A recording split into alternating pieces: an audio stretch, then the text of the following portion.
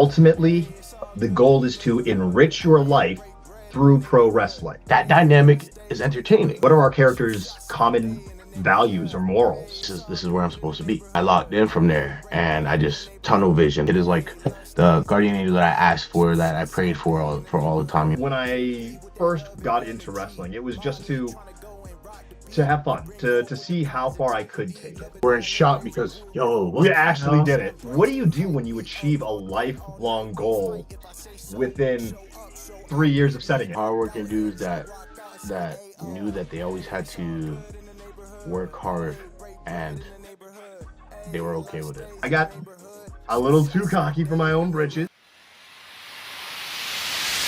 Call it how I see it, straight talk, no disguise. So the slang dripping, got the truth in my eyes. Might like gavel, every word, lay it down. Coach C in the booth, turn the game all around. Yeah, it's Coach C, he the best for business. It's Coach C, he the best for business. Yeah, I'm sharp as attack when I call the play-by-play. Every dog got his day, and I make the crowd stay. It's every week we go live on a Wednesday. Dressing so sharp, that's a reason why your friends stay. The youngest in the game to do it, best for business. Coach C is the truth and everybody gonna witness. Love entertainment, you swear it's your destiny. Link with Coach C, we can talk about your legacy. It's Coach C, he the best for business. It's Coach C, he the best for business.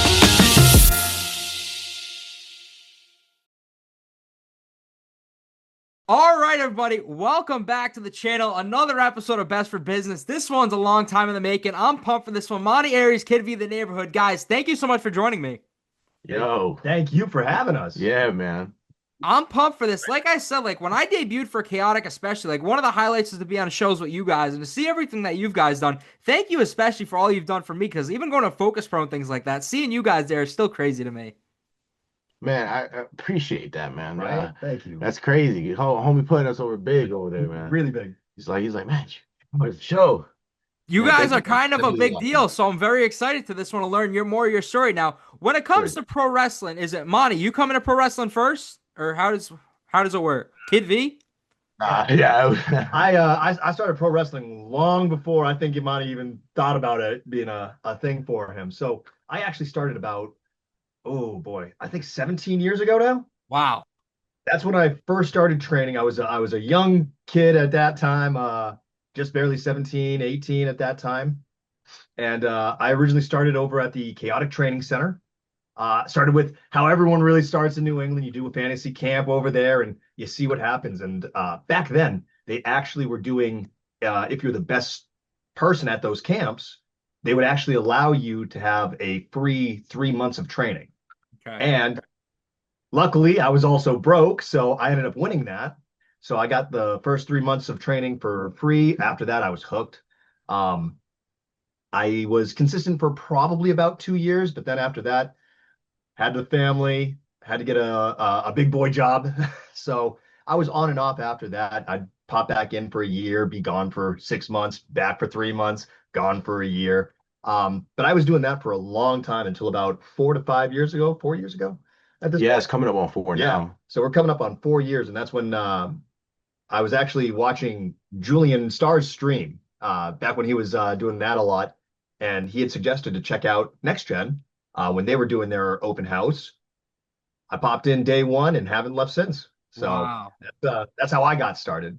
So I'm curious, when you talked the fantasy camp originally, do you remember anyone there, anything about it? Because I'm trying to think of that time. Is that like the Malone is Handsome, or is that like Mike Hollow at the time? So when I started training, it was Malone is Handsome. Okay. As the trainers.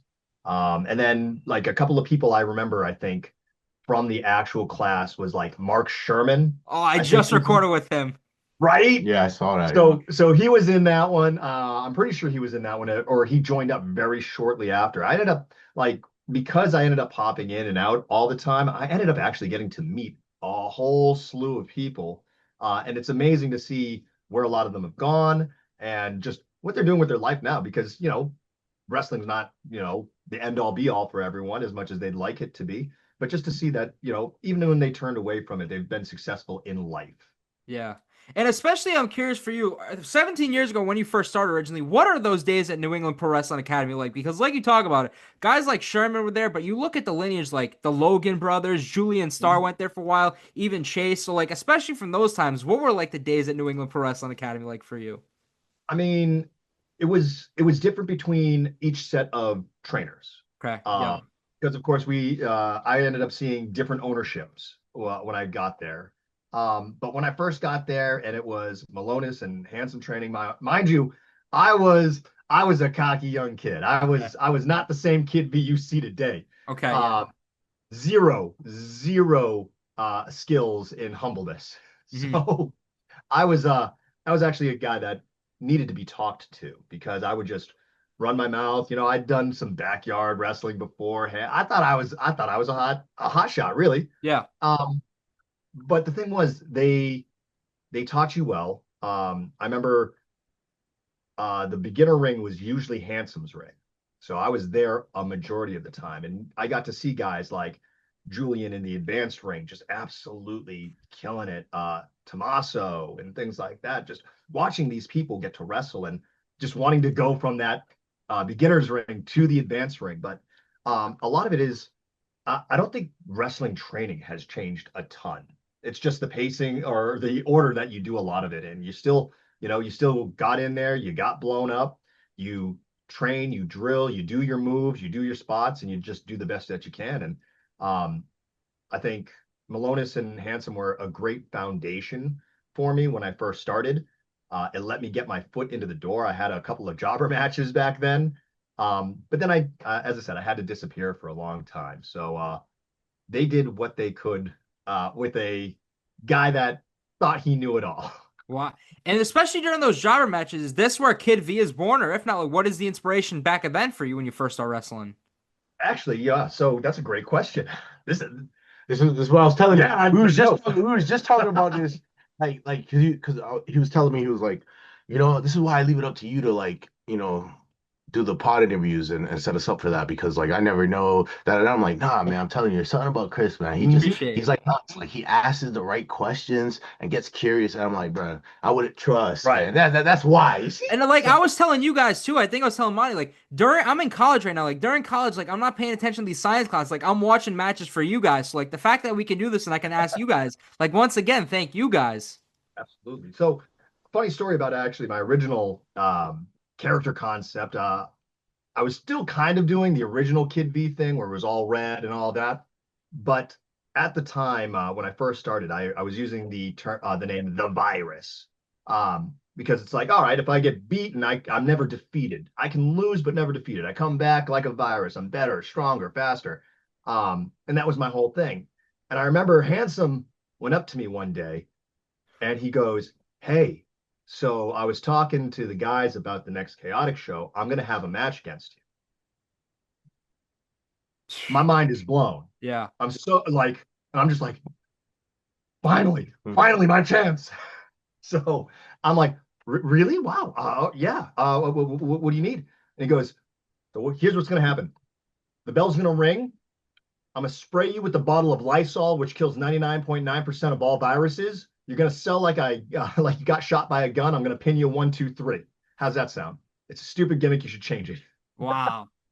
So from there, Yeah. I had to go back to the drawing board. And Kid V was just a kind of an evolved version of Mhm. the virus. It was just, let's take some of the personality traits and actually make this a person rather than just this one-dimensional name that I slapped on myself. And then since then, Kid V has just continued to evolve as I've continued to grow up. So it's been just figuring out exactly where that lands. So does the V mean virus? Well, originally it did, Okay. but we kind of kept it very So secretive. It's it's up to right. your I imagination. love it. Exactly. Whatever you want it to be. I love it. So you talk about Kid V, you did so much, New England Pro Wrestling Academy, time came and things happened, so you had to step away. So after all these years, Mani Ariez, what is it about pro wrestling for you especially that made you want to get involved in it originally? Um, Quite frankly, like, wrestling's all I ever known, man. Like growing up, I'm pretty sure you've seen it, like, in your schools, where you had those kids that were big on basketball, big on cars, big on all this other stuff. And I was stuck on wrestling. Like that's all I've ever known. Like my brother introduced it to me when I was young, and that's all I've ever watched and like ever kept up with. And like, yeah, so it's just always been like with me, dude. I never like grew out of it. Wow. So what's the approach that you make to get involved originally? Uh, COVID. Okay. Yeah, bro, COVID, man. Just because like around that time, like personally for me, I was going through a lot of shit, and I was trying to figure things out for myself, and I had to do a lot of like self-reflecting and like letting go of shit, and understanding that that was going to cause discomfort, but I needed discomfort right now because I was comfortable. Uh, and Once I started kind of doing that for myself, COVID happened. Everything closed down. The studios I was planning on going up to make music closed down. All of it closed down, and like all I had was work, like my PT driving job, and like after a while, when things kind of started getting better and things started slowly opening up, I just always thought about it because around that time, I'm like, man, I just have to try. You know what I'm saying? Yeah. Like, and you hear it all the time. You know what I'm saying? Like, it's one of those things. But like, I'm a firm guy where it's like, I'm not. If I'm gonna try, I'm gonna give it my all. Mhm. And the thing is, if I try it and I get just a taste, and then that just small taste, I get told that there's potential, then I'm like, all right, now I don't stop, So then Yeah. that's kind of where it led. So like once I figured it out, I was looking at schools and shit, and I was living in Mass at the time, and I found NEPWA, you know.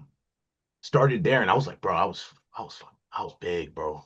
Like I was like 300 pounds, bro. Like I could barely do a leapfrog. But even though I was gassing, like, and dude, I was getting so gassed that like I would do that bullshit where like, oh man, I just got a phone call, I gotta go handle some shit. I'm sorry, I gotta leave early. Yeah. Like, Yeah. Dude, I'm gonna give 100%, but once that 100% is burnt out, right, I gotta, right. I gotta, Yeah, and like, something about that to me just never sat right Mhm. with me. Because then around that time, things started popping off in my life, and I had to go walk away for like I was only like training for like 3 months. And I walked away for like there wasn't no like 10 years like kid, but like I walked away for like 4 months, but those 4 months were like the like worst months of my life, dude. And I literally it's funny that I'm telling the story. 'Cause I was just talking to somebody about this, but I literally like made a decision. Like I was at a point in my life where I was so fed up with the bullshit that I was gonna get it handled, and but I was confident. I was like, listen, whatever God, what universe, whatever. If wrestling's meant for me, because I just like it, I had the bug. You know what I'm saying? Yeah, Like while I was absolutely. going, and I just want to get through this so I could go wrestle. So I could just try it again. That way I could put my full focus into it. And I said it, and I was like, man, if things don't turn out the way that I'm hoping it to turn out, I was gonna off myself, and then, things turned out differently, right? And things didn't go out the way that I thought. And then when that happened, I like made a promise to myself. I was like, all right, I asked for this, and now look, here it is. I have to act on it because personally, I've had so many opportunities like that in my personal life Mhm. growing up, and like my early 20s, I just fucked it up a lot. Those people that would, fucking they go to bat for me, and I just do it, and because I was uncomfortable, like fell back into cycles. Yeah. Uh, but this time I wasn't letting that shit happen. And then funny enough, I don't go back to NEPWA. Mhm. Fine. But my friend Ashton, he's the owner of Virtual Basement, this gaming Yeah. developer. Um, he reached out to me, told me about Next Gen, and I popped up there.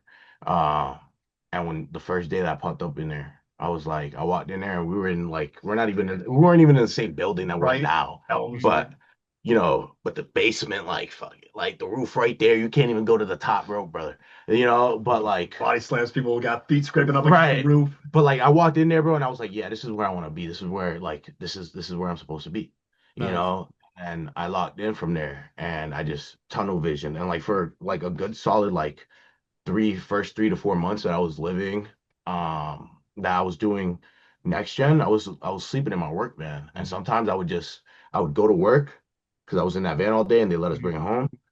I'd go right to training. Training would be over and I'd stay in the parking lot of next gen, crash until it was time for me to go pick up my next client. Wow. Um, and I was doing that for a while and then like kid caught on, right? Uh, and but before that, like kid kind of like knew I was like getting into like that. I was like dealing with some shit. Mhm. And like this is the type of person, I don't know if this even correlates. I don't know if this goes off topic or anything. Right. We moved a little bit from the I topic. go all over the place, bro. Yeah, it's Sorry. fine. He's just going chronologically right now. Yeah, kind of. Yeah. But like one time I didn't I had to manually write down my own hours for my job. Mhm. Turned it in late. This motherfucker right here was like, how much would you need to get through the week? And I was like 500, 600, honestly. After prize, he gave me that shit. Wow. He gave me that shit, and I looked at him and I said, bro, when I get paid, I got you. Mhm. I got paid. I went to next gen. I put that shit right in his bag. Went up to him. I was like, yo, that shit's in there, you Wow. know. Um, and it was kind of that moment there that like, okay, like kid is the first like genuine connection that I made at next gen when I Mhm. like first started there, and then and I was living in some like fucking rooming house in Fitchburg, bro. It That was was bad, that was dude. It was that was bad. what, midsummer too? Yeah, dude. I was like on the top floor, one window, couldn't even put an AC in that bitch, bro. Sometimes it was cooler to sleep in the parking lot than it was to sleep in my own room. I'm curious too when you talk about the connection that you guys have. What is like the first interaction between you two? Oh, Let me get that one. yeah. So I end up hearing through the grapevine, through the other students at the school, that this new guy joined up, and kid, you got to check him out. He's got red hair just like you. And I'm like, excuse me, no one has red hair just like me. I ended up missing Monty's first day at class, but Hmm. I end up going to class a little later on that week, and I'm hearing the hype about this guy. And again, a lot of it is just he's got red hair, but he's pretty good. And I go, all right, like I'm what's pretty good, guys? Like, oh, he can move, he's athletic, he's kind of a big boy, but he can move. I was like, all right, well, I mean, I got to meet this guy, obviously. And at the time, I was joking around a lot about Kid V's backstory. Hmm. And one of the things was that he got abandoned by his parents, got picked up by gypsies, and then got abandoned by the gypsies, and then got picked up by a pro wrestling family. Okay. And so I'm going, all right, what's the one thing I can say about this other guy that's got red hair? So I walk into the class and I see there's Monty already in the ring. I'm going, class hasn't even started. And here he is actually working. Hmm. But I'm like, all right, well, this is the first time I've ever met this guy. Let's go ahead and make an impression. And I just put my arms out. I go, my missing gypsy brother. Monty jumps over the top rope all the way to the floor. And he goes, brother, and gives me this big hug. And I'm like, well, I don't know who this guy is from a hole in the wall, but if he's willing to just go with the flow like that, this will be a really easy, this is going to be fantastic. That was our first interaction That ever. was how we met. Wow. You talk about your story, Monty, especially. I'm curious. You met a lot of people in pro wrestling. What is special about the connection that you guys have? Because you've encountered a lot of people in wrestling, but you talk about that one interaction. What is special about the connection with you, do you think? Uh, I just think like I think kid is I always say this too, and it's funny.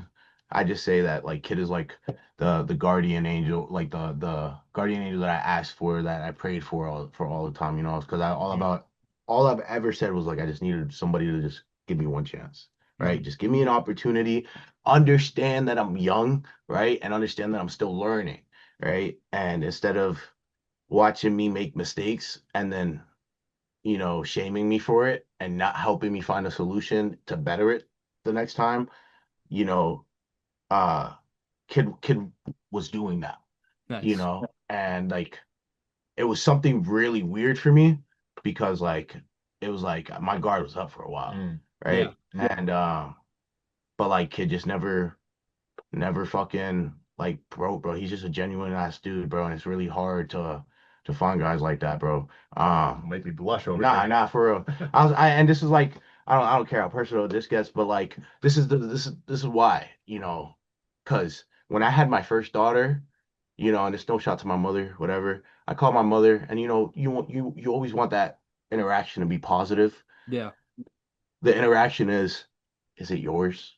You know what I'm saying? Like Mhm. such a negative thing, Yeah. and I was just like, really? Like, what the hell? And then like kid's number one rule when he asked me to move in here, right, with him, was not to get somebody pregnant, and I did that. And I had like such a panic attack, Mhm. bro. Like I struggled for a whole week to figure out how the fuck I was gonna tell him. And then I finally tell him I'm on the road, bro, and I'm like breaking down, crying. He's driving, by the way, so Yeah, I'm also panicking a little bit. Yeah. right, right. And I'm just like, man, I'm sorry, bro. I know I'm like, I just probably just fucked everything up, blah blah blah. And he just looks at me and he's like, congrats, dude. And I Nice. was just like, wow, bro. Wow. So that's just what it is, man. That's what makes our connection like that's what makes me be able to connect with kid because I do that for anybody. I do that for Mhm. everybody. I don't give a damn, bro. I probably got -$5 in my account right now, bro. But if you told me you needed some bread, bro, I'll Mhm. figure out some way to make it some money. You know what I'm saying? Yeah. And it was just that, man. It's rare when you find people like that. And I think when people find each other like that with similar personality traits, like, they just naturally like draw to each other. Mhm. And especially as a tag team, you guys have accomplished so much, but you talk about next gen. I'm curious, is there like a lesson or something that still sticks with you? Because you both started at different schools originally, but next gen brought you guys together. Is there a lesson or something that still sticks out when you first maybe started at next gen that still sticks with you today? Absolutely. The one thing that was absolutely hammered into us from Bud when he opened Next Gen Mhm. was that look, he's going to do his best to make you into wrestlers, but ultimately the goal is to enrich your life through pro wrestling. Mhm. And he will say that till the cows come home. And I truly, honestly believe that because not everyone that walks into a wrestling school, no matter which wrestling school it is, not everyone's going to walk out as a wrestler. And if you can at least take the lessons, the experiences that you've had from being in the business, being in the environment, whether it just be at the school, at a show, getting to compete in a show, whatever it may be, using that experience and applying it to your daily life to just make it easier, make it better. And that is probably the one thing that really stuck with me because I actually, when I was back over at the Chaotic Training Center and I got my first big talking to, it was from Brian Malonis, and I know I'm name dropping a lot, but this ended up being a life changing conversation for me. This Mhm. was the conversation that actually told me I've got to grow up. And it was the conversation that got me into a career which I held for the next decade until I decided to come back to wrestling. But my family might not have made it through the way we did. We wouldn't have been self sufficient, been able to hold our own if I hadn't gotten that talk to grow up.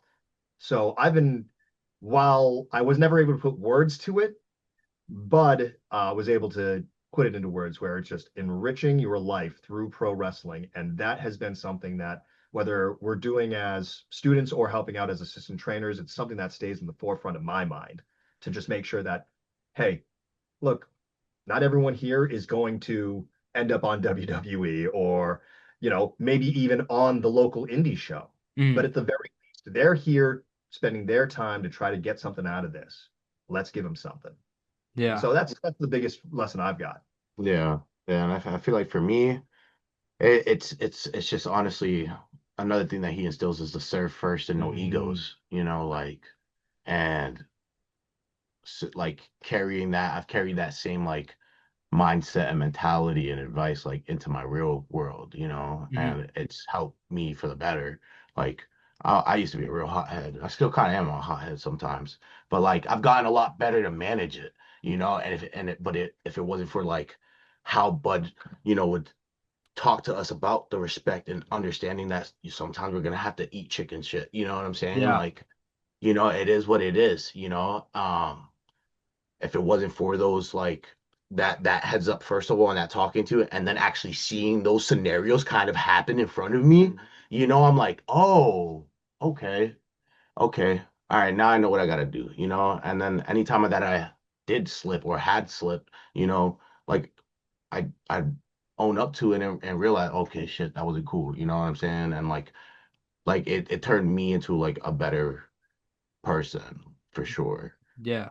So you talk about turning you into a better person for sure, but I'm curious, Mani Ariez, what is like the inspiration behind Mani Ariez when you first started pro wrestling originally? So like the inspiration behind the name, In like, general, like who if someone was to ask you when you first started, who is Mani Ariez, you'd say. oh yeah, he's a professional wrestler slash rapper, Okay. or artist. I wouldn't even say rapping anymore, but like Mhm. artist for sure. Um, I just think he's an artist, not even a wrestler. He's just an artist. You think Money Aries is an artist? Yeah, and like it was kind of easy to kind of bring that into wrestling because of rapping, Mhm. because that was like my name, that's what I used as my stage name for rapping. Um, so like kind of oddly enough, like wrestling like showed me that the rap game and the rap industry and like all other major industries are very the same. You know Yeah. what I'm saying? It's all like fucking fake it till you make Right, it, right.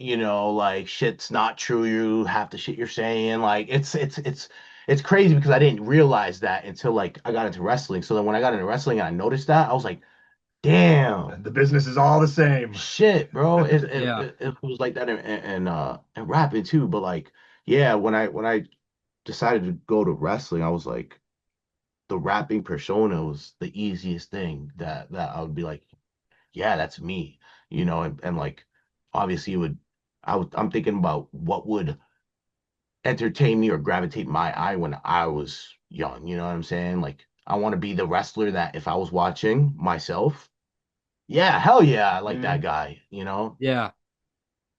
And Does that answer? I don't know. yeah, absolutely. So is it when you're doing like the rapping, is that when the idea for the tag team in general comes in originally?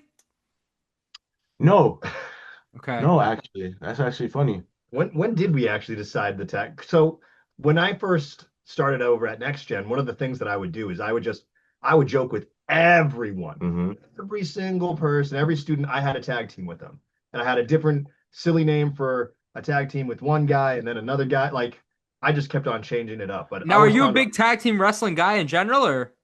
no, honestly, I never Okay. actually really put a lot of stock into tag team wrestling. Now, mind you, tag team wrestling as well as the triple threat are two of my favorite match types Hmm. because of just how much you can say in those. You can how much entertainment is in it, and just how unpredictable they can be. So I've always been drawn to tag team wrestling, but I was never really like when I was training, I was never like I'm gonna be a tag team wrestler. But Yeah. at that point, I was just trying to joke around with the guys. And I would hear a lot, right? And me, when I finally like when I signed up at Next Gen and I'm like, all right, man, I'm taking this full serious, blah blah blah. I'm looking at the whole landscape, bro. Mm. Like I'm looking at what's needed and what's not needed right now. I'm like, yeah, I want to be a singles guy right now, but like when I look at the scene and where I'm at, especially in that moment, right? When we're talking like at this point, maybe 6, 7 months into training. Hmm. Hmm. Because I didn't debut till like almost 9 months into training. Uh, but at that point, I'm like, what's needed? What's a hot commodity? Shit, tag teams. Hmm. There's not Smart. enough legit tag teams. Like there's just a lot of single guy paired up together, right? So in my head, I'm like, shit, if I wanna make a name for at least or get my name buzzing, I think I should be in a tag team right now. You know what I'm saying? And it's like it's not what I wanted to do. Shit, I didn't even want to be a baby face when I started. Wow. Like, Yeah. I forgot yeah, about that. yeah, like the main shooter when I started, bro, up until I debuted, I was going to training as a heel all the time. Okay. Yeah. You know what I'm saying? So I was like, though that's being a babyface was like so left field, right? I wasn't expecting that, but then I'm like, it's the same deal, right? It's like, shit, I wasn't planning on being in a tag team, but if I could get somebody that's just as committed, somebody that's, fucking has the same drive as me, that wants to make it to where I want to go. And the thing is, like, kid didn't think that at first. Like we would have not done it, if I didn't tell kid, like, if the plan wasn't to try to go to bigger places, you know what I'm saying? And kid was like, nah, man, like, I don't know. But I'm like, motherfucker, bro. Like, I see him working there at that time. I'm like, bro, yes, yes. Look at some of these guys that got picked up in the last like 5, 6 years, bro. They're like in their mid-30s, right? Like, come on, bro. Like, you good, bro. It's just like if we lock it now, like who knows where we could be in the next couple of years, right? And that was pretty much the brief discussion of like when we talked about being a team, and it was like, yeah, that's all right. Yeah, where could we be in a couple years? And then look what the fuck we did. Right. And it was just like inevitably, like, now the tag team is kind of slowing down right now. And that's just like kind of out of our control. Because there was just decisions like that I would like I wasn't expecting to be 2-time Focus Pro champion. You know what I'm saying? But when plans go that way, like I'm not gonna be like, no, Exactly. But like, so anytime we were trying to push it, it just felt like the universe was kind of be like, nope, not right now, not right now. But we're still doing it. We're planning on we're actually got a lot of stuff planned this year. Yeah, this year Awesome. to travel out of New England, to do neighborhood stuff. We'll be doing that with Bob Evans. Shout out Bob Evans. Love Bob. But yeah, so like we had that conversation, and kid like snapped himself into it. He's like, all right, I believe you. And then we were like, yeah, fuck it, let's do it. And then he also like then on top of that, he around that time he had offered me to move in with him. So I was like, shit, we live together, we train together. It's like, why not be a tag team, bro? Yeah. It made a lot of the things simpler. And like at that time, Mani and I were carpooling. We were carpooling to class. So he would drive. He would work overnight. He would drive an hour and 20 fucking minutes to come pick me up and bring me to training, and then drive me back and then go to work. Wow. We had a guy that had to get to training. That's how I started. And then I'd offer him gas money, bro. And he said $5 would be fine. Nah, bro. That's all I needed. That's crazy, bro. That's all I needed at the time. That was the thing.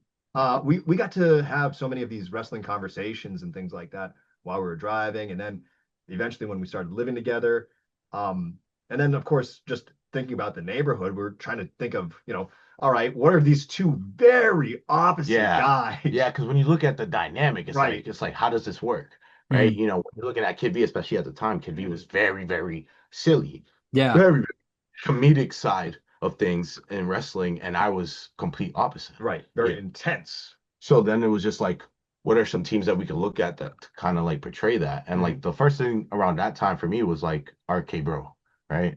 Randy Orton and Matt Riddle. Yeah. Kane and X-Pac, like those type of odd pairings, for even Kane and Daniel Bryan. Oddly, Kane's been in a lot of those pairings. Yeah. Right? So it's just like, it was like that dynamic is entertaining, right? Like we can bring a little bit of flavor to what we do. It could help lighten up my character, and I don't always have to be so badass. And then it'll give moments for his character to grow. You know what I'm saying? And understand what it is to grow up and have to get serious sometimes. Yeah. And I felt like, shit, all right, well, that's the story. That's how we could portray it. Now it was like just coming up with a name and figuring that out. And it was like, damn, what would we call ourselves? And then at that point, we kind of just went into what are our characters' common values or morals. And it's like, well, in the end, like I go, Mani, we're like, what if someone tried to come into your turf? How would Mani Ariez react to it? No good. I go, all right, well, Kid V is also a defender of like guys that get bullied. So like, honestly, it's like we're kind of like the neighborhood watch around here. Yeah. And then from there, we just kind of we sat on neighborhood watch for a second. Yeah, I was gonna say, was that close? And then we were like, to it. Yeah. And then we were like, you know what? Something just told me it was just like, Neighborhood Watch was too Too long, long. too You know what long. I'm saying? Yeah. Like, and then when you're thinking about names, you always got to think about also chance, right? Is it easy to chant? Mm. You know, like it's not easy to get a Neighborhood Watch chant, so quickly as neighborhood, Mhm. neighbor. You know what I'm saying? Like easier ways to engage. And when I said, I was like, man, what if we just cut the watch and just neighborhood? I resisted you for a while. It wasn't until you actually mentioned the chanting part that I was just like, oh, actually, no, that's perfect sense. Let's do it. Wow. For you guys, when you look at your career, it might be singles or tag. What would you guys consider your first big opportunity in wrestling? Because you guys have done a lot in pro wrestling, but what would you guys consider the first big opportunity for you guys? Hmm. I What would think what would you say? I think as a team, Hmm. our first big opportunity was chaotic, Mhm. Okay. 100%. Um, as an individual, like Mani, I think for me, I think it was just my debut at Focus Pro, my debut match, the day that I was just told, "Hey, yo, are you available? Can you pull up here in 2 hours?" Like that was a whole story in that's a whole story in itself, Mhm. bro. Like Yeah, we'll get I into was that. Yeah. like, bro, when Focus Pro came to town, gang, like they didn't know who the fuck I was, bro. You know what I'm saying? They didn't come to Massachusetts and like scouted me out. Mhm. Like, no, they were doing that, but I was nowhere near in that light.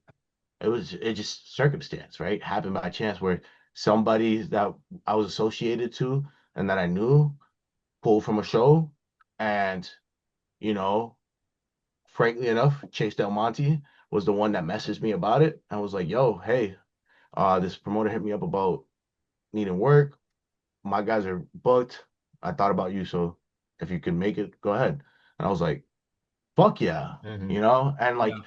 it's weird. I don't think like I think I've gone on record on it. Like Chase, I hold Chase to a certain like level where it Mhm. was like at that moment, like when I got that text message from him, I was like, what the fuck? Yeah.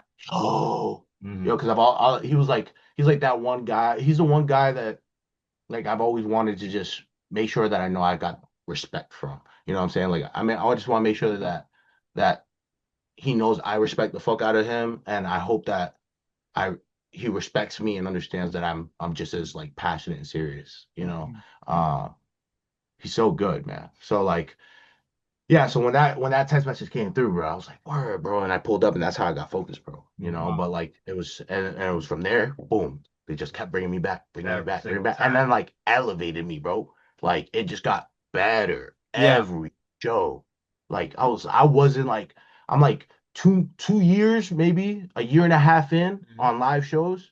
And I'm like wrestling big names, bro. And I'm like, yo, what the hell? I'm like, I'm wrestling Sammy Diaz at that time. Mhm. I'm like wrestling like Danny Miles for the first time. I'm wrestling like Jericho, like all these guys, bro. And I'm like, when I started training, I was looking at and I'm like, man, I hope one day I can wrestle these Right. guys. Wow. Kid, what would you consider your first big opportunity? Um, I'd go with ending up as the APW New England champion.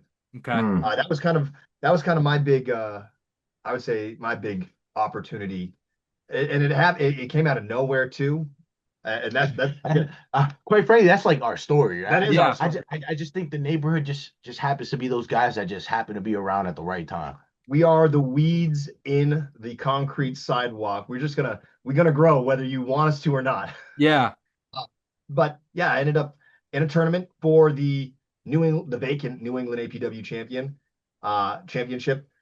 Actually, my first round was against Monty at the time because I also remember you mentioned you Yeah, wanted to start as a heel. How yeah. many times have you and I had to wrestle each other because of that? Yeah. It's been insane. And then even at that time too, though, because we were still in talks about neighborhood, Hmm. like we were trying to just plant shit at APW, Smart. Yes. where it Yeah. was like so like getting the fans accustomed to like seeing us interact with Hmm. each other a lot more, but on a friendly note, or maybe I'm cutting a promo and just kid just happens to be a part of it somehow, or like even during intermissions and shit like that. Yeah. It's No, we smart. did a lot to plant Yeah, seeds and get yeah. the fans used But to seeing us together. but But but that match was like one of those deals, yes, like where we Nice. wanted to do that. Yeah.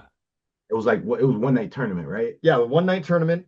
So Monty and I ended up facing off First round, I think. first round, and I ended up getting the dubs on that one. But again, from there, we planted the seeds. Monty congratulates me, best of luck in the next one. It was Obro versus Cassius Hall as the second round. Obro ends up advancing in that. And then the last match, it's just myself and Obro, and he attacks me in the entrance, just absolutely manhandles me for the next like 7 minutes. Yeah. And I have to catch him with the roll up when he goes for the sharpshooter, 1, 2, 3. And then just I remember I actually have the video saved on my computer, of course. Yeah. But I'll watch just the aftermath and just I roll right out of the ring. I'm down. There's a beautiful camera shot of me, and I just kind of look around and I'm going, and that's when I was about to cry. That's when I was gonna do it. But I kept it in, I did it. But watching that, it's like, wow, that was when I realized, all right, maybe I can actually achieve the goals I set out in pro wrestling. Mm-hmm. That's where I really kind of woke up to, yeah, you know what? This is an opportunity that I can take. Wow. Okay, when you talk about setting these goals originally when you come into wrestling, what are the goals that you set for wrestling? Well, as for myself, even as a cocky young 17-year-old, I just Yeah. went, well, look, I'm 5'7", 140 pounds soaking wet. What am I actually going to achieve? Mm-hmm.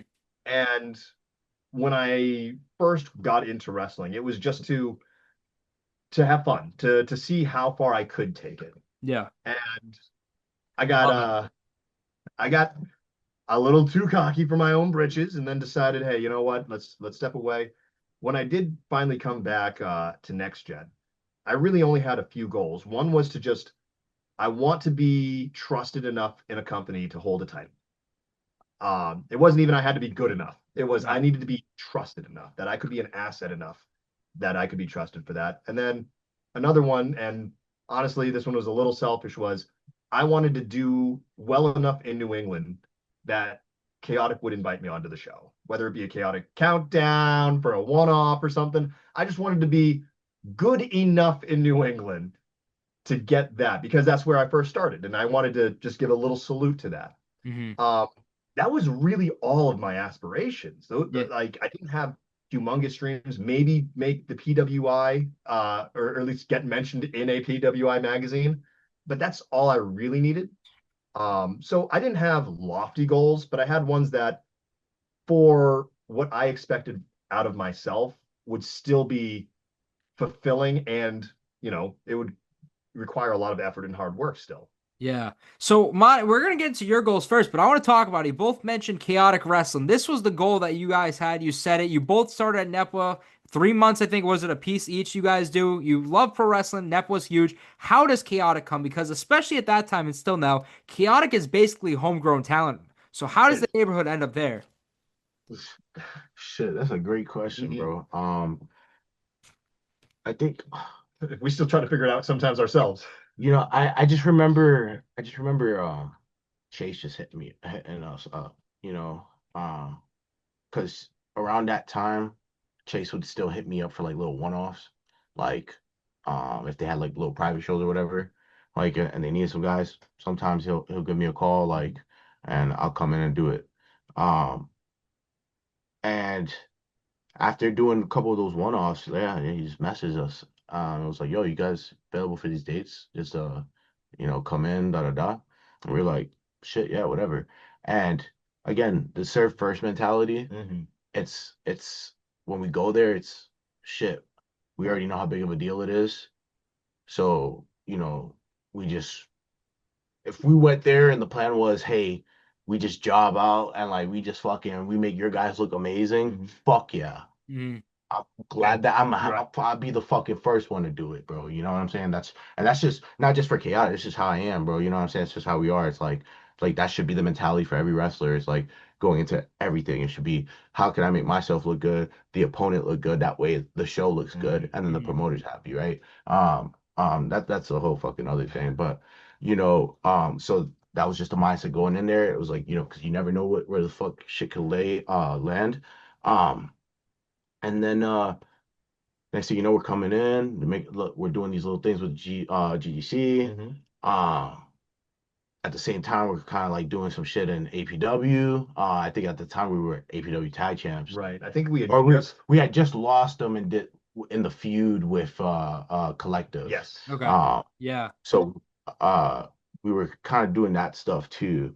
And after a couple bookings, it was like we were like, curious where this is leading. Right. And then we have a show at APW and Kid breaks his nose.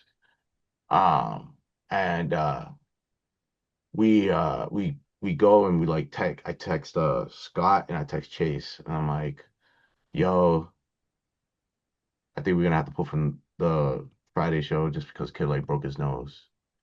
Well, I said that to Chase first. Yeah. Didn't get a response from Chase. I said Did he at read the night. message at all, or what was this? What was the context? He responded the next day. Like Yeah. Okay. Okay. it was I sent it at night. Yeah. Um, so but before I even see his response, I get a text message from Scott in the morning, and I'm like waking up, crusty eyed and shit. And I'm like, see Scott, congrats, boys. And I'm like, what's he talking about? And I go and I text him, what are you talking about? And he's like, putting the belts on you guys. Dude, I stormed into Kid's room. Kid was asleep. I stormed into Kid's room. I was like, I fucking knew it, bro. Fuck. Yo, of course you're gonna break your nose right before we fucking get. They're gonna put the belts on. Fuck, man. We basically both had like, I think, in tandem mental breakdowns. Bro. Like a lot of had been happening in that time, just in Yeah. my personal life. Yeah. And then to have broken my nose, for us, a decently major injury, right before an opportunity for the chaotic tag team championship. Right. It was just we were laughing to the point just to avoid crying. Yeah, I was laughing because that's all I could have done. Right. If we did anything else, it would have just been weeping tears. But it just goes to show like how pros the motherfuckers are over there and like all the experience they have, right? Because then fuck, I don't want to butcher his name. I'm gonna butcher his name, bro. It's one of the Logan brothers. Matt, Brian, Brian, Right. Brian. Yeah. He messages me, right? And he's like, hey man, that's the best thing about tag team wrestling is your partner could be 25 and you could be 75. You know what I'm saying? And you guys could still do shit. He's like, make sure you got your working boots on, brother. And I was like, you ain't gotta tell me twice, bro. Yeah. Right? And then next thing you know, fucking one thing led to another. They fucking put the belt on us and shit. And like we did that little run. And to be honest, like again, like I was just when they put it on us, I was like, yo, we probably just gonna get like probably gonna lose at the next show. Right. Some shit like that. But they respectfully like gave us a fucking good little decent run, nice little story. Fucking we did some shit with fucking the monarchy and shit, and that shit was fun. And like it took every second to just learn while we were there, and I even told Chase like at the night that we lost the belts, and I was just like, man, I just want you to know that like your opinion and all this shit like really means a lot to me, and like I hope I did good by you. You know what I'm saying? Yeah. Like you're happy with the decision of putting the belts on us and then after us dropping them, that whole period. I hope you were happy with that. And he told me he was, so it's like I was happy, right? And then yeah, so then that's where things led, man. And then we're always ready to go for them whenever they need us. 9 times out of 10, I just feel like a lot of it comes down to like schedule conflicts, right? Yeah. Like that's the problem. Like when like book yourself a lot and shit like that. I mean, you're just wrestling at a lot of other places. Good problem to have. Right, Right. right. But then now it got to get to a point where you have to like manage shit, right? And you got to be like, well, if I really want this, I'm gonna have to cut Picking this and off, choosing. right? And it's just like it's tough, man, because you don't ever want to and shit whatever. But but that's a part of the journey and that whole process and stuff like that. So yeah, man, fucking chaotic was fucking lit, bro. Like again, my goal, like at when I first started, was just to hopefully have one match and hopefully be in the countdown. Like that was it, bro. Like my first chaotic show was a countdown, so it was like, um, it was that, and we surpassed it by a mile. So I was like, man, forever grateful. That run was fire, bro. Kid, what does that mean to you when you get that 3 count? Like you said, one of your goals is to return to chaotic. When you look at the lineage, absolutely stacked. Talk about the Logan brothers held, I think it was 9 times. Julian Starr, the amount of names for you guys to add, especially not being chaotic homegrown talent. What was that for you? Oh, that was the moment of a lifetime. Mhm. Honestly, that was when I feel like everything that Monty's worked on, as far as his, honestly, like it felt very personal for, I think for Monty and for me Mhm. getting those belts, and finally just saying, you know what, we put in a lot of hard work to just be in this position, to even just get here is difficult because Chaotic is so homegrown. So even just to be on this show is a miracle in some sense. Yeah. And now we end up winning that those tag team titles. Me having broken my nose less than 20 hours beforehand. Mhm. And it was a whirlwind of emotions. And honestly, it's probably my favorite pick that we have of us Yeah, yeah. It was is just like we were holding each other, and it's just like we're in shock because yo, we what the actually hell? did it. And man, It that shit was was, insane. yeah, it cannot be described because I was actually, I want to say after we lost the belts, I was probably kind of in a little slump for about 2 months because what do you do when you achieve a lifelong goal within 3 years of setting it? Yeah. Said another one. You Like, gotta. right. It's like, man, I this was something I was planning on taking care of 10 years down the road, you know? Like we were like chaotic for us was go like year 5. Mhm. Mhm. Like we Wow. put out like a whole like I was bro, like I said, I went deep in this shit. Mhm. Put out a whole 5-year plan. I was like, man, by here, by here, by here. This is usually how I'm seeing things for most people that are, that tend to be successful in this. So I'm like, maybe by year 5 we'll be in chaotic. Mhm. And it was like, Was it year two? fuck y'all talking about, bro? Like Universal's like, nah. Mm-mm. Um, but yeah, that shit fucking insane, dude. So, kid, how do you think of that was one thing I remember, the mask. What is the alternative? Yeah. Because I remember, I still look back. I have it framed, the card from the show I commentated for Chaotic. I was watching it back the other day. You were wearing the mask. Genius. What was the inspiration behind that?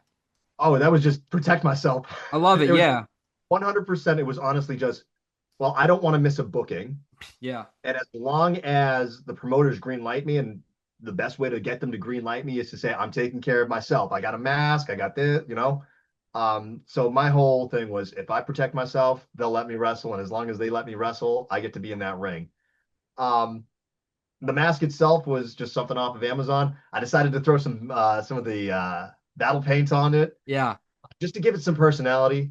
But it was extremely awkward to wrestle, and I will tell you that. But no, and the inspiration was just watching any wrestling storyline where someone's hurt their face. You know, of course, Yeah. Cody Rhodes, dashing Cody Rhodes at the Yeah. time. Trish. Yep, Trish.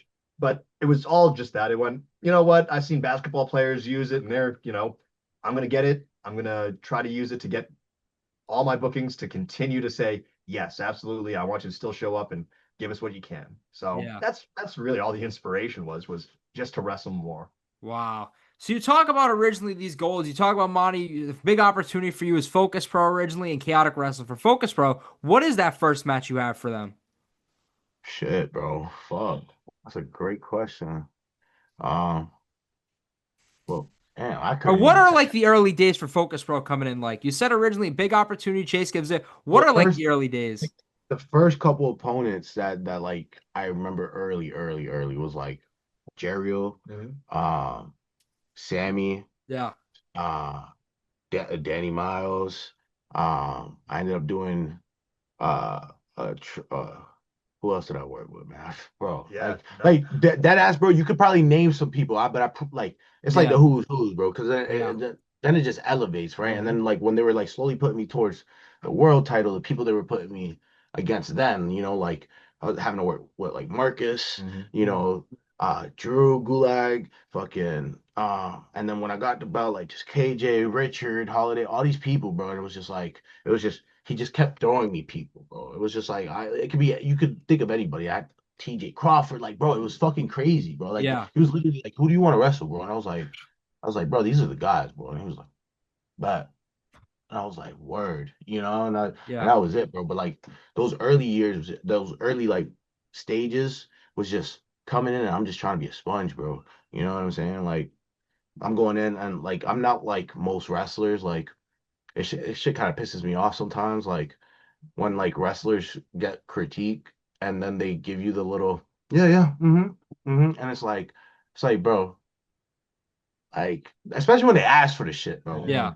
Like bro, I'm not gonna tell you what you did good, bro. Because 9 times out of 10, like when I ask people for critique on my shit, like I don't want them to fucking sugarcoat shit. Yeah. It's not how you're And, gonna get and better. nine times Yeah. out of ten, when I'm asking like these other folk, like the higher guys above me, like to see my matches and they're giving me feedback and shit, I could already see like sometimes I could sense how they're trying to jump around and tippy toe to just make sure that I don't like feel some type of way. But I'm like, no, bro, tell me, like if my punches were ass, bro, tell me that the shits were ass, Yeah. It's how you you're gonna know? get better. And, Yeah.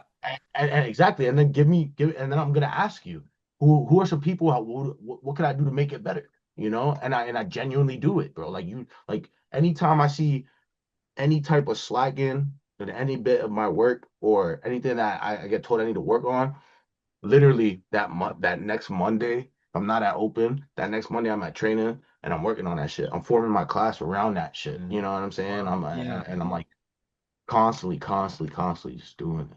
Uh, but yeah. Like I lost my train of thought. I was going somewhere. I was Yeah, getting so Kennedy. we were Yeah. talking about the beginning of Focus Pro. Now, being the Focus Yeah. Pro champion or in general, what would you consider? There's probably a few your biggest tests of Focus Pro because this is one of these companies that like you can get an insane opponent, then next month and it's a different version. Like I was talking to you the other day, I'm absolutely pumped. I'm gonna be on the call. B-Boy is coming down, absolute legend in his own stand. But like wrestling KJ Orso, Richard Holiday, like what would you consider like those matches that are your biggest test so far in Focus Pro? Uh, what's the one? Oh yeah, this one. Yeah, that This one was one. pretty good. That This one was one. pretty good. Mhm. Uh, uh it's one of my favorites. But if we're talking about like what was a test for me, uh, Marcus. Marcus Mathers was definitely a test for me. Was one of my bigger tests. Yeah. Because around that time I was dealing with like a little like injury, so I was like I shelved myself for like 3 months. Okay. Um, and I was like doing physical therapy and all that shit. But when I got clear to come back, like it was like literally like maybe like 4 weeks before it was me ready to fight or wrestle Marcus. And Hmm. it was like fresh off of him getting ID'd and all this shit. And I'm just like, fuck, man. Like the number one thing that I will hate after a match is for my opponent to genuinely not be happy with the match because of me. You Okay. know what I'm saying? Yeah. Like I never want my opponent to come into my match and be like, fuck. You know what I'm saying? Mhm. And if they do, I want them to be like fucking coming in and be like, fuck, man, all right, we're gonna work today. Let's go. You know what I'm Yeah. saying? Like that's the type of fuck I'm looking Yeah. for. Yeah. Yeah. Um, but like I never want them to be disappointed, right? And like that's like one of the biggest things that I hold fucking big on me. And I feel like everybody's that I've had to any big test with, especially Marcus specifically, like for how active he is and like, you know, fucking he's fucking high flyer, you know, it's like he Yeah. moves, you know. I'm not that style, especially after like 3 months of not Hmm. being physical, right? So I'm just thinking about all that shit. But went in there and I feel like I held my own. I'm always my own biggest critique, you know, things could Mhm. always get better, but then I also have to remember that like especially at that time, only like 2.5, 3 years in, right? Like I still gotta remember where I'm at in my journey because I Yeah. don't feel it. You know what I'm saying? Like Yeah. I sometimes I gotta remind myself because I get frustrated when I make my certain mistakes. But I'm like, shit, yeah, I'm not even 4 years in, bro. Like I'm still fucking a New. baby, you know? So it's just small shit like that. But yeah, I would say like Marcus was definitely the biggest test. The proudest match was definitely my Bear Bronson match for Isn't sure. that like only a couple matches for him off the right in the Indies or post AEW for him? Right before he got Okay. released from AEW, yeah. So he was still with AEW, but yeah, I think that was his first match like fresh off of his injury, Yes. Okay. back injury. Um, so he had a lot riding in on that because like he was having a lot of self-doubt, you know, for himself and like all the direction where his career was going around that time, you know what I'm saying? And then for me, I'm like, shit, this was like not too long after my Marcus match. Right. And like I'm like, fuck, all right, I still gotta work hard, but now I'm like wrestling a guy that's at this time signed, right? Hmm. So now this guy's at a place where I would love to be. You know Mm. what I'm saying? This guy's doing what I want to do. So now I have to really fucking bring it, right? And then Bear's like mentality into that. And I don't want to speak for him, but like Hmm. I'm pretty sure his mentality was, man, I don't he didn't want to screw things up for me because he was like, fuck, this kid sees me coming in as this name, and I don't want to let him down on top of letting myself down. You know what I'm saying? Like speaking in Bear's like Yeah. perspective, right? And it was just like we were both coming into that match not wanting to let each other down Yeah. as opponents and just for ourselves, our personal selves. And like I think because of that energy and how we just fucking just created, like it for me it meshed well, you know, and it just felt right. It's by far one of my favorite matches, you know. And like yeah, like it's all because of Focus Pro. It's fucking crazy. Wow. When you mention opportunities too, I listen to the pod all the time. I remember when you talking about the end of the year goals that you had, Monty. When you talk about all the time, Wrestling Open especially. When you look Oh, at it originally, you look at the Discovery Gauntlet and what it's led to some people. For you, what was the experience like? Because you look at the history of Discovery Gauntlet back in the day. That's where like guys like Big Bacon, Brad Hollister, so many started. So you getting the opportunity, insane reaction, then coming back even till now. What would that match in general just mean to you originally? Because the reaction post match was something special. bro. Yeah. Like I don't believe my own hype. Like I really don't. Like a lot of people stand here and tell me like, Mani just stand in the dirt. But honestly, it really wasn't until like maybe the past like 6 months I started like feeling like, yes, I am. You know what? I should hold myself to that standard that like, Yeah. yeah, I am one of those like I should be considered as one of the top like prospects out here, that's coming up right now. Yeah, I should be in that name. Fuck it. Why aren't I? I should be. But I've always told like I never saw myself in that light. But a lot of people would argue otherwise, right? And it Yeah. was just like, but again, it's the ego thing too. Like I don't ever want it to build myself with that. You know what I'm saying? I don't want to constantly hear that. And then like that consumes my mind. And then I start to believe that. And then it may change how I act and how I, conduct shit. You know what I'm Yeah. saying? And you see that happen a lot Hmm. with people, especially when they get to like those like Hollywood, right? Type shit where it's you got all the money now. I never want that. And I see it so much even at the fucking standard we're at now. You know what I'm saying? And I'm Mm. like, so, but back to what I was saying, fucking yeah, so like it wasn't until like recently like I felt like shit, I am. So when I came out, first of all, that the reaction was crazy for me because I was like, oh shit, okay, like people know me. Okay, Yeah. cool. Like that's cool. It was the first time that I actually came out in front of a crowd that I've never performed in front of and it be a reaction, like a positive reaction, like, oh shit, it's Monty. Yay, we wanted this guy here. Yeah. It's never been. That was the first time. So I was like, holy shit. So it was like kind of like a realization and all the hard work I was doing from, you know what I'm saying? But I was like, all right, cool. Wrestling Open was one of those goals, right? Because when I'm looking at what I want to do with my career, I want to get signed, right? And now I'm more adamant on where I want to get signed. And I always thank Dijak for that because I remember I'll never forget the conversation after when we were tag champs over there. Kid and I would pop up like once a week at NEPWA and train with Dijak in his class when he came back over there. And I told him that he was like I was asking him questions. He was like, well, "What's your goal?" Like, I just want to get signed. It's like, no, you can't just say that. He's like, you have to have a specific like place, a specific Yeah. where. I'm saying. So think about that. When you have that, get back to me. And I was like, all right. And I never put it in that perspective, right? Because if you're just saying I want to get signed, you're just leaving it out there, Hmm. and Yeah. it's like Too you're broad. not Yeah. you're not gonna be able to work towards it, Right. right? Like there's not one specific thing that you could hone in on, Yeah. There's not a path for that. Yeah. right? And for a while, I was like, man, I was trying to figure that out. When I got the Rhode Island TNA tapings. Yeah, I was there. Oh yeah. That's when it was like, I was like, yeah, that's where, Mhm. all right, TNA is where I want to go, right? So being at Wrestling Open, where I'm seeing a lot of these guys now on AEW, now on TNA, Mhm. then I'm like, all right, I'm doing what I feel like I'm doing the right things because I'm in the same places that these people are, or have been. So it'll only be a matter of time. I just gotta keep working. Right? Nice. And that was so big because it was just like, all right, it was like one of those shit, this is the next chapter. You know what I'm saying? Yeah. Like, and I didn't realize it in the moment, but it was. Yeah. And then next thing you know, fucking please come back. Mhm. I didn't hear from them for like 2 weeks. And then they messaged me, and then next thing you know, fucking I'm in a program with fucking Sammy and Brother Greatness and all this shit. And like I'm just like, what the fuck, dude? Yeah. And all because, fucking, you know, all the I guess the hard work I've done, right? Because the crowd fucking, you know, lo- wanted me back there. You know what I'm saying? The crowd wanted it. If it wasn't for them, bro, like I would have not got back there. Who knows, Yeah. right? But it was one of those moments for myself to be like, damn, okay, I am here at this level now. You know what I'm Yeah. saying? And I need to start looking at it like that.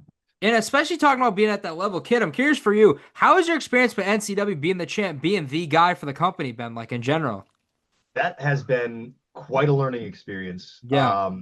Luckily, I've got a very close friend who has experience being the head, the top guy of a company. But so I was actually able to really tap into that to help me out. Nice. Buddy was coaching me the whole way on how to hold myself, how to just be the champion, not a Yeah. champ, the champion. And that I would say is what helped me out a lot. And um, man, I'm not gonna lie, the training wasn't easy either. Hmm. Mani has high standards because he sets high standards for himself. So I'm gonna do my best to live up to those standards. NCW starting up, and then winning that title and just getting to enjoy a brand new promotion in a state that hasn't gotten wrestling in a while. Consistent wrestling in a while, I Yeah. should really. So getting to wrestle in my home state, which I'm very proud of, getting to wrestle for a promotion that my school is putting on, I'm very proud of. And then getting to be that inaugural champion and getting, helped out from my tag team partner who Yeah. has the experience to give me makes me very proud. It was a huge mashup of just everything that I ever wanted to do in wrestling just piling up in that one reign. Because again, just I'm very proud of Next Gen, very proud of my home, very proud of what Monty has been able to accomplish. So to be able to put all of that together into one thing and make it a little bit of my own was absolutely fantastic. And I feel like it also shows a different side of Kid B because everyone's kind of used to Kid B being the underdog. They're kind of used to him getting slapped around and always having to fight up, but it's an interesting standpoint where he gets to be the one that has the confidence, where he gets to have a little bit of that authority, and just be the champion. So Yeah. it was fantastic. I feel like it was a very good like maturity arc Mm, and chapter for the Kid V character, Nice. right? For Kid to learn to have to kind of mature up the gimmick because now you're the guy, Yeah. right? And finding that balance into when to turn it up, when not to, right? it's a great Yeah. point. One thing I want to ask you, you talk about everything the neighborhood has done. How is the experience? I love talking about people, Rad Pro Wrestling, being paired with Scotty Slade. You've done everything as the neighborhood, but jumping out of your comfort zone, something completely different from the neighborhood. How was it originally for you guys? Oh, I fucking loved it. Dude. Yeah. I loved it. I honestly at first it was a little nerve-wracking for me because I'm like, man, I've always wrestled as one kind of thing, one Yeah. kind of character. So having to switch it up was a little nerve-wracking. But once you start realizing that, hey, remember why you started doing all this? It's because of the fun. It's because of the fun. and you just start having fun with it, oh man, just after that, it just became natural. Yeah. Yeah. And for me, it was a challenge, Hmm. and I like challenges. Because again, I'm thinking about where I want to go, right? So like, Mhm. let's say I never say I go to WWE, right? Hmm. WWE is notorious for taking somebody for what they're known for Yeah. and then completely erasing it all and creating something brand new and them Mhm. having to do like make something with it, right? I felt like that was the best practice to just kind of just jump right into, because that show doesn't run regularly enough. So it was a constant little wow. Every week I'm fucking Mani Ariez, the main shooter, and then every now and then I gotta switch it up and go to this whole different style. It was a nice refresher, Hmm. and just challenge because now I was like I had to learn how to switch that on too and be able to adjust and adapt no matter what. I could be fucking teaming with Sammy on Thursday, Hmm. teaming with Kid on Friday, and then at Rad Pro on Saturday as somebody completely different. You know what Yeah. I'm saying? So then it's like I got to be able to learn how to pivot, and if you could do that, you could be fucking successful in this business Hmm. because that just shows that you could be a sponge, Hmm. right? And that's the biggest thing, right? So like for me, it was so dope. It was so fun because it was a challenge, and like I didn't have to do half the shit that I do regularly, and I'm Yeah. like, shit, The this is great. Yeah, the other thing was like just the change in match type. Like Monty's style, my style, we definitely have a bit of our own styles when it comes to how we move and just how we throw our offense. And then suddenly it's no longer the neighborhood, but high honors, Doyle, Roberts, and Marion, whatever. Uh, Marion, I don't know. that's why I said whatever. Yeah. But suddenly now Marion Timmons? Timmons, I think it was Timmons. I think it was. Yeah, maybe. I don't know. We had to give him a Yeah. 6 second start. Uh, but no, Mary.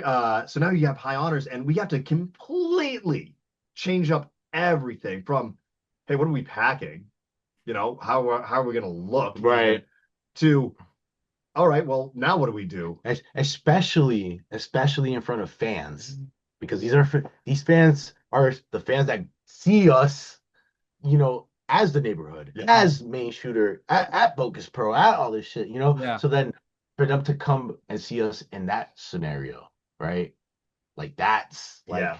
like that shit was like another like challenge where it was like When you talk about challenges, is this like how it usually works? Like the powers that be a focus, or Scott tells you, like, "Hey, this is my vision. It's up to you guys to be creative about it." Or how did you guys go about it? so yeah, it's Scott. That's It's Okay. exactly what it is. yeah, Okay. it's Yeah. hey, I had this character idea. This is what it is. This is a picture of what I'm kind of seeing. That's it. Okay. But then he leaves it all up to us Right. to just make that come to life. But it has to be in those parameters, Right. Yeah. How And was it it ultimately adjusting to it?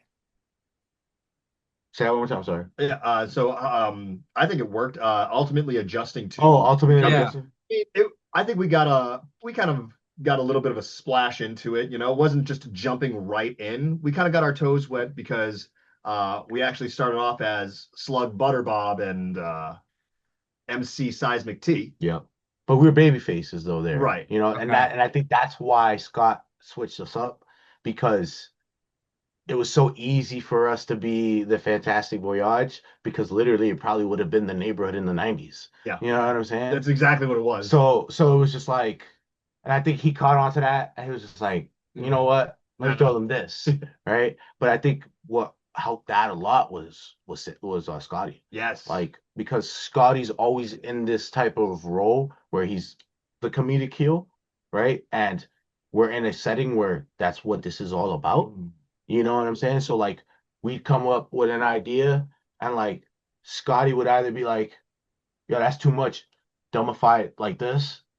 And then when he's explaining it, you're like, holy shit, that's fucking great. Holy my God, what? Yeah. Not only did we simplify it, but we also extended it by 4 minutes. Right. But like again, it would only work there really. You know what I'm Yeah. saying? Of course. Yeah. If it wasn't for his like eye on that shit, you Yeah. know what I'm saying? Like, and just kind of guiding us through that stuff, like he really helped that transition a lot. It made me feel a little relief because it was Scotty. I was like, oh, word, because you share loggers with APW and Yep. shit, like, so it was just okay. I'm always all for letting the vet take control and me being all ears and just seeing how it goes. Mhm. Yeah. When you look at your career, especially, you guys have done so much, but was giving back and training something eventually that you guys wanted to do? Because especially at Focus Pro, another thing, you see all your students and everything. Was giving back and training something you wanted to do since the beginning, or was that over time? Always, Yeah. always, always. When it's all said and done for me, I want to be running a school. I want to be teaching um people professional wrestling. Um, I love teaching. Like it's just something about that fascinates me a little bit. Yeah. Um, but yeah, like I was from day one, I was like, I already know what I'm gonna do. You know what I'm saying? And if I'm not buying next gen from Bud, like, I probably got signed somewhere. Probably, kid was gonna be my accountant anyway. So like he probably helped me make the money to get a business to get the fucking school. So Mhm. Yeah. yeah, that was always the plan, bro. Nice. I myself, I actually, when I first started, of course, didn't have any aspirations for training Yeah. or anything like that. But having joined Next Gen and the way Bud, as we said at the kind of at the start of the show, that whole, pro wrestling oh man, what is it? Enrich your life. To enrich your life. Once I heard that, that's when I had decided, all right, maybe. And since then, having become assistant trainer over at Next Gen, Mani and myself, both assistant student trainers, and having done that and really helping out some of these guys has opened my eyes. And now, yeah, I would love to continue to help the next generation. I always used to joke. I always saw myself as the tutorial guy in a video game. When Yeah. you you play the original Pokemon, you got that one dude, yo, champ in the making. Brock has rock Pokemon, and I always saw myself as him or the old man in Zelda that taught Link how to sword fight. Yeah, hold A down to use your special attack. I Yeah. always saw that as me. Nice. And so now thinking back at it, it's like, yeah, but with how much I do, like Monty said, I love teaching myself. There is something about being able to see someone get that when that concept in them clicks and they get it. There's something very rewarding about that. Yeah, for sure. So since then, I would say since next gen, I have also had some aspirations of trying to give back at the very least. And then becoming a trainer really made me go, all right, maybe I could do something like this. Once I'm all done, I can continue at least getting the next generation ready. Nice. When you talk beyond pro wrestling, I'm curious, Monty, one thing I've always been curious, tell me about this rapping career that you had before pro wrestling. It was music. Like, what was like some of the things that you got to do? Because I knew about it eventually when I started hearing your theme songs. Like, all right, a little familiar here, but then I didn't know about it originally. Like, you started with wrestling with rapping. So, what are some of the things that you got to do originally? So like that was the thing. That was honestly the thing. That's honestly why I like slowed down a little bit on the rapping because like I that market was oversaturated, Mhm. Okay. right? And when you think about it, the type of music that I make, if you listen to my music, if you've heard my music, like I don't make radio music like the now radio music. You know what I'm Yeah. saying? Like I'm not making the shit to go bounce at the club. You know what I'm saying? Yeah. I'm making the J. Cole shit. The something you go put on fucking on late night on the highway and you Oh, ready I've to done it from fucking school. kill I that know. Oh, shit. yeah. So it's just like, and I also understand that that's not a that's not something that everybody always fucking wants to listen to and shit, and that's always gonna be a harder market, right? I did my fair, but I tried, like Yeah, I absolutely. when I was in Florida, bro, I was going to open mics. I was doing all this shit, trying to network, trying to, find a studio, all that shit. It's just, and then when I got up here in Mass, it was just completely different. Mhm. Like in Florida, I started in Christian hip hop. And then like kind of like strayed from it when I came up here, and like the difference was just everybody's so selfish, right? And it was Yeah. just like nobody wanted it. Like if you were, and it's not even like me shitting or like talk like thinking I'm the shit, right? But like I had a lot of homies back home that like wanted to rap and started rapping and were ass. Hmm. And I was better than them. Okay. I'm probably better than half of my town. You know what I'm saying? Mhm. Like uh You but better the watch thing, yourself. yeah, I know, right? But the thing is, though, it's just like for some reason, it's a common thing where shit, people will see that, they'll see that, oh shit, he's better than me. Mhm. I ain't gonna push that because now everybody's gonna go to that person and leave me, and that's what that kind of environment consists of, like the music business up here. And Yeah. like I noticed it a lot, and I was just like, man, I'm not gonna get anywhere because I'm just not gonna make that music, bro. It's just not me, you know. But I truly believe that everything happens in your life to prep you for what you're meant to do. Hmm. And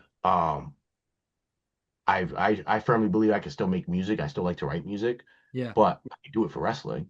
You know what I'm saying? Like I made our theme song, I made my theme song, I made a couple people's theme songs. So it's just like there's still ways that I can implement that creativity and into wrestling, and make that work for me.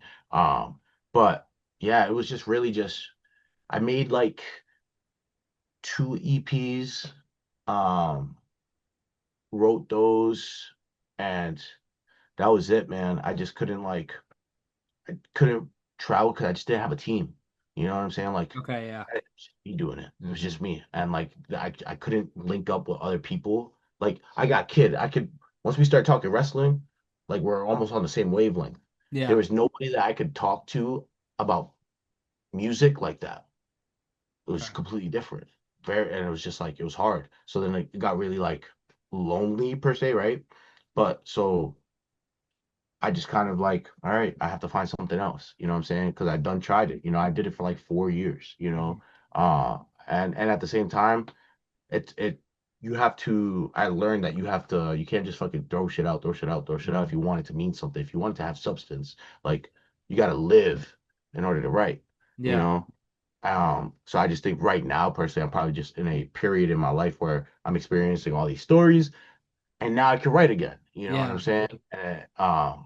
But yeah, so that's where the music career kind of went. Nice. It kind of started with like poetry, and shit like that. But like, yeah, once I started realizing there was no real motion, Mhm. I went on to my next passion, and I was like, well, what else can I do? And then wrestling was the next one. And in the same amount of time, been doing wrestling for the same amount of time that I used to do music, Mhm. and I've accomplished 10 times more shit that I did Hmm. in music than in professional wrestling than I ever did in music. Wow. So it's just like it's Yeah. probably just one of those things. Yeah. Wow. And especially when you talking wrestling for you guys, big fan of it. The Neighborhood Pod originally, what was the goals with it? Because you guys have done good stuff. Like last year, you interviewed the 2K developer, interviewing Danielle Gross, like some of these people that haven't told their stories, especially for you guys. But what was the goal originally with the podcast? Honestly, like the way I remember it is we ended up just having podcast equipment fall into our laps where and then Mani had said, hey, I did a podcast once, but it was kind of ass. You want to try one? And I come from a background, I used to work on the railroad, which had a lot of handheld walkie talkies. And one of the one things that my team would always say is, Jay, you got to get on radio. You got to get on radio. Yeah, he does have a voice for Yeah, radio. I was gonna say, yeah. But also it was kind of like low key just another avenue, Mm-hmm. right? Smart, yeah. Because to connect with the people that support us. I don't even like to say fans, you know what I'm Mm-hmm. saying? Because these are people that support us, Yes. right? And 9 times out of 10, they only get to see what they see when we come out of that curtain and when we leave, Mhm. right? So it's another way for us to connect with so many other people and hopefully share stories, right? And inspire somebody, Mm-hmm. or inform somebody, if they're probably going through some similar shit, right? And it's just like, hey, look, man, look at us, like it, this is if we did it, you could do it. As cliche as it sounds, Yeah. right? But it's Yeah. like, I'm a firm believer on speaking. You can only really give advice if you lived it, Yeah. right? Like you have to have experience to really truly understand that scenario. I don't care what anybody says, Mhm. right? So I think the pod allows us to be a little more vulnerable and humanize Mm-hmm. ourselves, so that way we can build a connection, because inevitably professional wrestling's always been about connection, it's been making that connection with the audience, with the consumer, and it's just like that's one of the best ways to do it. It's the easiest way. All we gotta do is hit record. We got good mics. We got all this extra shit. And it's just Yeah. like you just gotta stay consistent. Right. Thing Yeah. is consistency. Everybody falls off because they'll do it for a couple of years and then like shit's not moving. Like we've been doing it for almost 3 years now, Neighborhood Pod, About, yeah. and we're only at like maybe 76 followers on Spotify, Right. right? But like it doesn't matter because guess what? CVV didn't fucking make it big until almost 10 years of him Yeah. fucking doing this shit. So it's just like it's consistency. It's 9 times out of 10 you see a lot of people quit before they see the fruits of their labor, Mm-hmm. right? And I'm just a firm believer of like, hey, if we stick to this pod, it'll be another source of income as well that we could help push towards professional wrestling. Mm-hmm. Nice. So that was like the main goal of it, and it was just to kind of also give the scene like a better, like hopefully a decent pod, like Yeah. like because there's some shows out there, that I see some of my people get on, and I hear these people interview some of these people, and I'm like, God damn, bro, you know what I'm saying? Yeah. And that's why we're here, like Exactly. like Exactly. but like you're one of the very few podcasts that kind of give us that platform, that safe platform, Yeah. where we could Appreciate it. feel like safe and not have to be like, man, is this dude gonna fucking ask us this dumb question? He's gonna want to know about fucking drama Right. or Yeah. shit or whatever. Try to And get us to say something that we're going to regret later. right. Yeah. And like I've always wanted to. It's good like prep, right? Like you gotta think Absolutely. about it. Again, if you're looking at it in the terms of trying to make it big, right? You gotta be able to talk. Absolutely. You gotta be able to like, so it's just this is good fucking PR prep, right? To Yeah. fucking It's the reps. just Yeah. put guys in there, in that scenario and just talking and comfortable about talking. About whatever, man. And like we try to keep our pod very, very like fucking as if you're in the room with us, Conversational. Yeah, and it's just like every guest that we've had, like that were decent names, were like, man, that shit was dope. Nice. And it was like that's why we ended up getting 2K back. Mhm. That's why, we had guys like Quack and Bob on there and shit like that. So it's just like that was the whole goal, man. That's the whole vibe with the pod, man. Is there a favorite conversation or just a story you got to tell through the pod or somebody's told you think? Do you have one? I'm trying to remember. I think I do. I would say I have a favorite pod, only because of how it made me feel, and that would have been the first 2K one. Yeah, Yeah. that was mine too. Yeah. Yeah. Same wavelength right here. Yeah. The conversation ended up getting very personable, very deep Yeah. at one point, and Cornell just ended up giving Mani some words that I think all three of us needed to hear Yeah. at the time. And it was so dope, man. Because like, especially in that scenario where it was like, this is a guy that's a part of like a billion-dollar company, Mm-hmm. and he's giving us some time of his day, but at the same time, like, he's being genuine, he's being raw, and speaking truth and speaking wisdom, and like, shit, all I could do is just listen, you know what I'm saying? And Yeah. like, that's what it's all about. That's the purpose. Like when you have those type of conversations, that's what makes podding like so worth it, because like, sometimes you need to hear that, right? Like sometimes we get so busy that we don't think about shit, and yeah, that pod was just best one, hands down, when they're just trying to have a conversation, because like we got him on there and like we just wanted to get to know the guy. Yeah. You know what I'm saying? Like we didn't give a fuck about talking about WWE games that year. You know what I'm saying?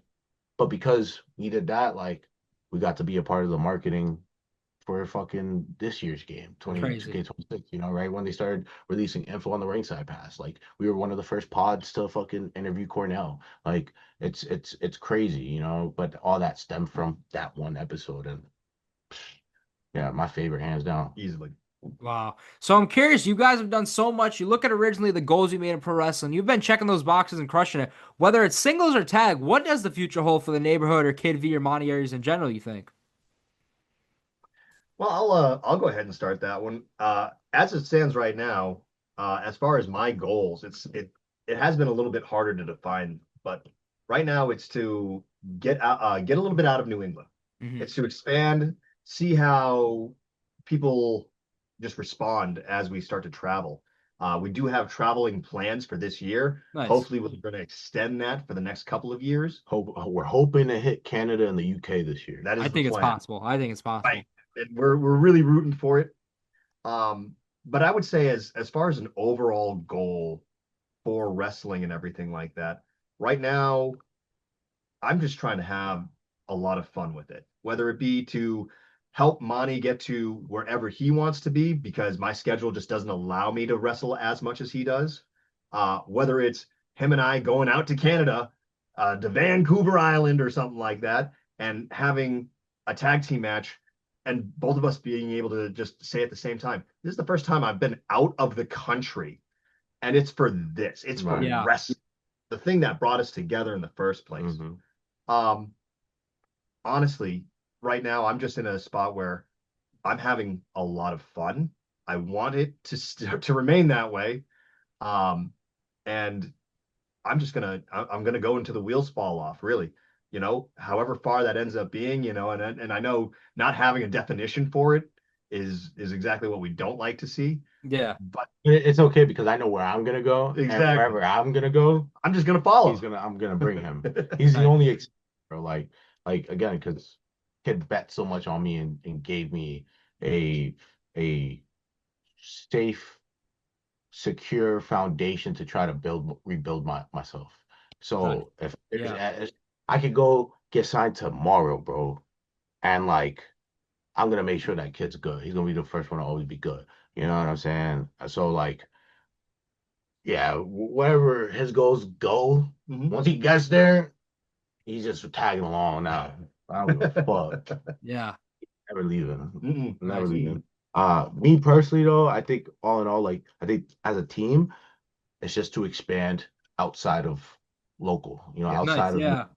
and New get eyes those on you. Yeah. 100%. uh as an individual, it's just continuing to, you know, kind of just hold the standards that I hold myself to because of the companies I work for, and obviously just like continue to work hard to get signed, and work towards that to hopefully wrestle for TNA, but that's my goal, Yeah. right, because it was first like I the goal from the jump was to always get signed, but I know I can't be like, shit, I know nothing. And then I wanted to get signed.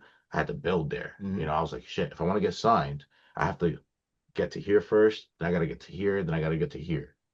I got to here, I got to here, and I got to here already. So now I'm in a spot personally for myself that I feel more confident to really start focusing and honing in on, all right, what do I got to do to get eyes on me to get an opportunity, to get a tryout match, Yeah. because I'm confident. I know now that I work at that level, and I can work to that level. And if there's missing shit, if there's little things that are missing, there's still so much time to work on it, because I'm still so fresh in my career. Yeah. So yeah, that's my goal on that shit. Nice. Well, guys, I can't thank you enough. So happy. I remember, Monty, we talked back in the summer to making this happen. However, every interview I've done has ended the same. Now, whoever wants to go first, whether it's singles or tag, the day we decide it's all done, what do you want your legacy to be? Whether that's Kid V, Mani Ariez, the neighborhood in general, what do you want the legacy to be? Um, what would you say you would want the neighborhood legacy to be? Uh, Hardworking dudes, man. Mhm. Hardworking dudes that knew that they always had to work hard and they were okay with it, Mhm. and they didn't Mm. use that to fucking be a reason to grow spite or anger towards anybody. Uh, so I think as a team, that's what I want us to be remembered as. Hmm. As an individual, as me, I just I want people to hopefully look at me and remember me in a light of that motherfucker was a hard worker. He was a he was a family guy, and he was there whenever we needed him. He was reliable, and fucking that's it, really. You know what I'm Mhm. saying? Nice. Uh, yeah. And I would say individually for myself, if someone were to look back and just say, "Hey, remember Kid V?" I hope it's just fondly. That's really what it comes down to. I just hope my biggest hope is that someone remembers a moment where I made them laugh, because that's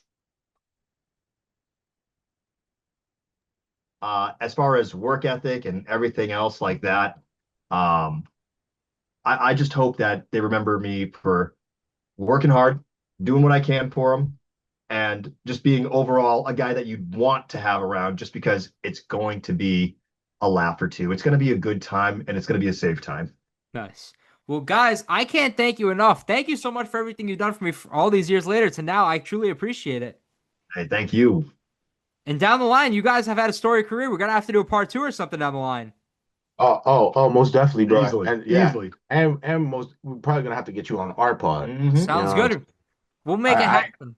I got questions for you too, bro. We'll make it happen, guys. Bite your tongue this whole time. Yeah, man. I've been low key just wanted to like start shooting questions at you, bro. But you just probably about us. We'll see. Maybe around the time I post this, we'll see if we can make something happen. But 100% will. You already Absolutely. know. You just let me know. Yeah. Thank you guys for doing this, and thank everybody for watching this episode. This was Best for Business. Thank you for watching this episode of Best for Business. Don't forget to like, comment, and subscribe.